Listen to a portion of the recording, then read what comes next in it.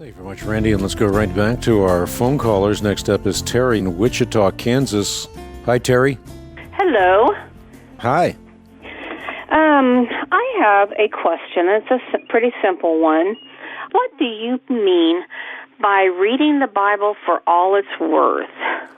Yeah, what I mean by that is employing the art and science of biblical interpretation. It's a science in that rules apply. It's an art in that the more you apply the rules, the better you get at it. So I variously say we should learn to read the Bible for all it's worth, or mine the Bible for all its wealth, because it is a repository of wealth given to us from above. And so we say the Bible is worth more than rubies. We say it's the infallible repository of redemptive revelation, and therefore we should work hard at learning to read the Bible for all it's worth, so that we do not mistake the meanings in the Bible as so often people do.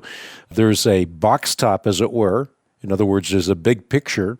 It's God's unfolding plan of redemption from the fall in paradise lost to the restoration in paradise restored. But in that unfolding plan of redemption, there's a whole plethora of different genres that are employed. So if you read Leviticus, a legal brief, much different than reading the book of Revelation, which employs all kinds of different language, including fantasy imagery. For example, you read about an enormous red dragon with 7 heads and 10 horns, and a beast that resembles a leopard with feet like a bear and a mouth like a lion. And what is distinct about this kind of fantasy imagery is that it doesn't correspond to anything in the real world. But while the image is unreal, it provides a realistic means by which to ponder reality. Same thing is true with a metaphor. A metaphor doesn't minimize biblical truth, but serves as a magnifying glass by which we observe truths that we would otherwise miss. Okay. How would you recommend that I read the Bible for all it's worth? Well, a couple of things. One is I've got a little flip chart.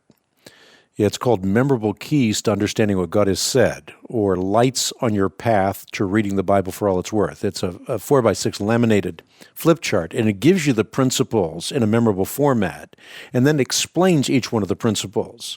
So that gives you a ready, kind of a resource that you can go back to over and over again to learn the principles of rightly dividing the word of truth or reading the word of God for all it's worth. The other thing that you might consider is in my book, Has God Spoken? There's a whole section on this. And what's cool about this is the first 3 parts of the book, I demonstrate the Bible's divine as opposed to merely human in origin in a memorable format. But then I answer the attendant question, if God has spoken, if these are really his words, then what has God said? And that involves what we just talked about, the art and science of biblical interpretation. So there's a whole section there given to you in a memorable format that lays it all out sequentially, and I think with a lot more detail that would be very helpful to you as well.